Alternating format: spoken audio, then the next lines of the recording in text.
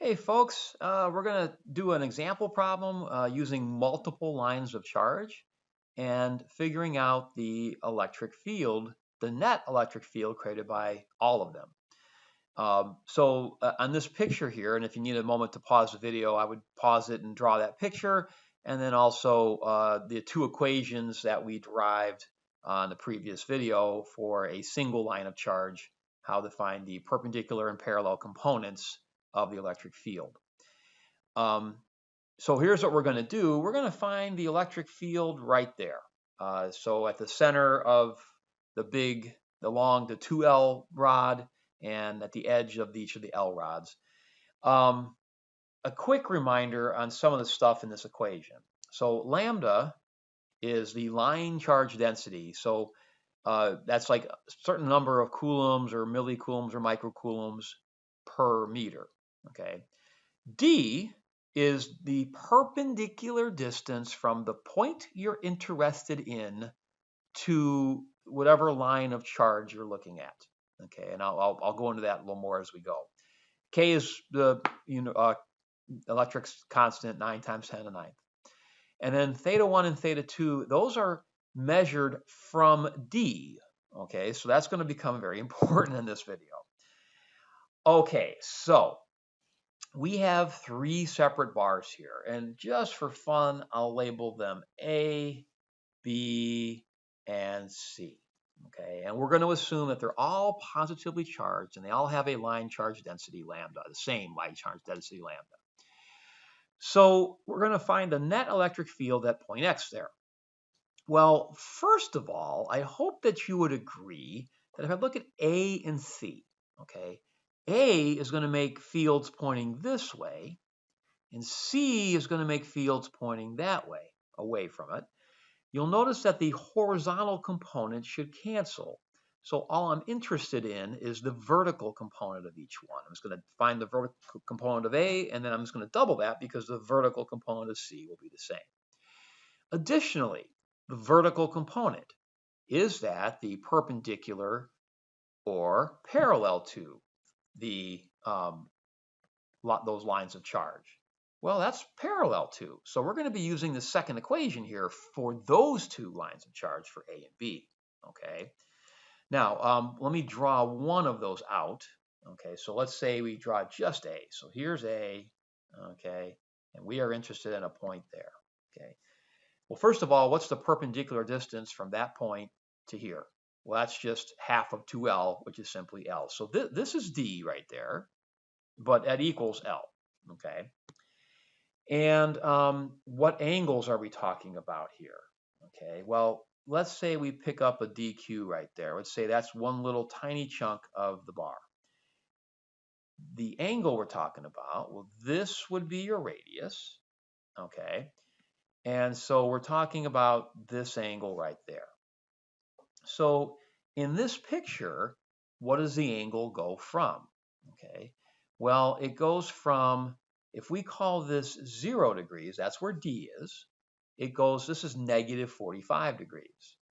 So, and I'll kind of make a note of that. So the biggest the angle gets when you're way over here, that angle is negative 45 degrees. And that angle's up here, but I'm just going to kind of write it down there to kind of show it.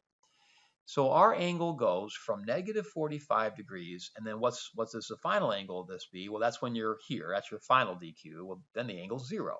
Okay, so theta goes from negative 45 to 0 degrees. Okay, that's the hard part of this problem. Now, as far as E parallel goes, so E parallel in just for this one guy. So for A, this is side A, is equal to K lambda over D, and D is equal to L in this case.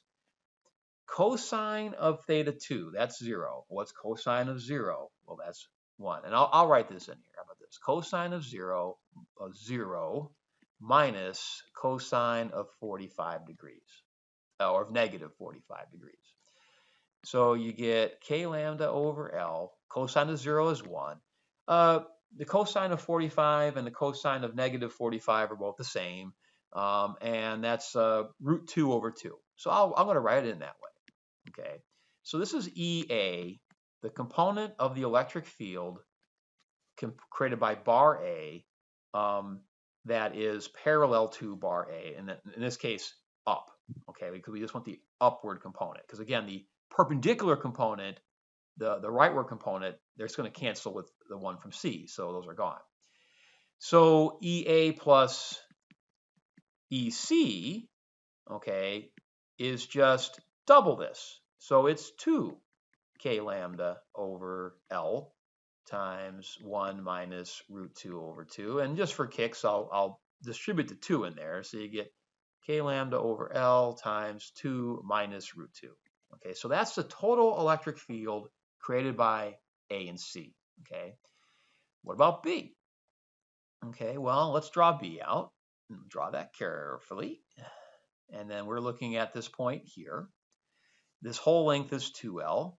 What's the distance from our point of interest to that bar? Well, it's just L. So I'll label it D equals L. Okay, that's what we're going to call 0 degrees. Okay, so what's our starting angle and final angle? Well, here's our starting angle and here's our final angle. Well, this is negative 45 degrees and this is positive 45 degrees. Okay, now having said all that, which equation are we going to use here? Well, I hope that you would agree, and I'll draw this in red. Like if I look at a little dq over here, it's going to make a field pointing that way. If I look at a little dq over here, it's going to make a field pointing that way. And then all the little dq's in between will make fields pointing like that and like that. So if you look at that, hopefully you'll notice that all the horizontal, the left-right electric fields cancel. And so what do we want? We want the vertical electric field, okay, the upward field. Is that the parallel or perpendicular component to this bar? Well, up is perpendicular to this bar, so we're going to use the E perpendicular equation here. So let me write that down. So E perpendicular is equal to k lambda over D times sine of theta 2 minus sine of theta 1. So for this particular part, this is part B, we got k lambda. In this case, D is equal to L again, okay? And theta 2 is 45 degrees, and theta 1 is negative 45 degrees. This is where the negative is a little more crucial here. What's the sine of 45 degrees? Well, it's root 2 over 2 minus, what's the sine of negative 45 degrees? Well, it's negative root 2 over 2.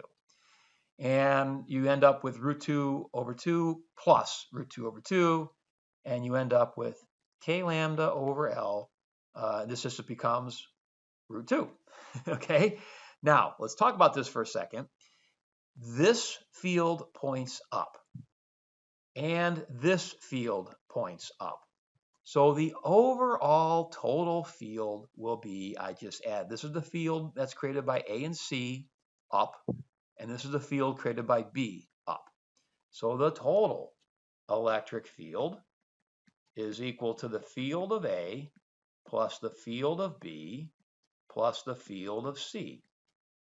Now the field of A plus B was this expression right here, k lambda over L times 2 minus root 2, and then plus the electric field of C that we just found, that's k lambda over L root 2. Well, hopefully you'll notice that this k lambda over L times negative root 2 plus this k lambda over L times positive root 2 goes away, and what are you left with? You're left with this term here. So you got 2k lambda over L. So that is the net electric field created by these 3 bars at this location. And if you want to write it in unit vector notation, you can say positive j hat. It points straight up. So I'll put that here. Okay. So when you're doing problems like this, one of your keys is the equation itself is pretty easy. The hard part is really thinking critically about, for each bar, what's D? How far away perpendicular are you from the bar? Do you want the perpendicular component of the field or the parallel? Or there might be situations where you need to find both and vectorially add them. And thirdly, what is your theta 1 and theta 2? Okay, so for instance, for this first bar, okay, your angle goes from negative 45 to 0. For bar B, here's your distance. Here's your first angle. Here's your second. That's negative 45 to positive 45. For that last bar there, okay, your angle goes from negative 45 to 0 again. Okay, so the first and last bar are kind of the same. So that's the idea. You're looking, you really need to think about what's my starting angle, what's my final angle. For me, I look at the very first part of the bar. That's a little DQ right there. And I look at the very last part of the bar. That's the last part of DQ. And I look at each of those angles to my point of interest. All right. I hope that video was helpful, and I'll see you on the next one.